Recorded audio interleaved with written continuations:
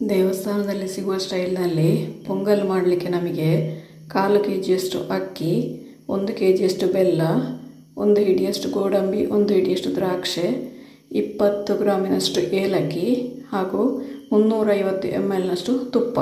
ಮೊದಲಿಗೆ ಅನ್ನಕ್ಕೆ 1 ಲೀಟರ್ನಷ್ಟು ನೀರು ಹಾಕಿ ಮೆತ್ತಗೆ ಬೇಯಿಸಿಕೊಳ್ಳಿ.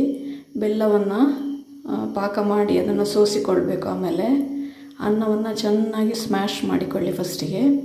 ಆಮೇಲೆ ಅದಕ್ಕೆ ನಾವು ನೀರು ಮಾಡಿಟ್ಟಂತಹ ಬೆಲ್ಲವನ್ನು ಸೋಸಿ ಹಾಕಿ ಚೆನ್ನಾಗಿ ಮಿಕ್ಸ್ ಮಾಡಿ 350 ml ತುಪ್ಪವನ್ನು 2-3 ಸರ್ತಿ ಸ್ವಲ್ಪ ಸ್ವಲ್ಪ ಸೇರಿಸಿಕೊಳ್ಳಿ.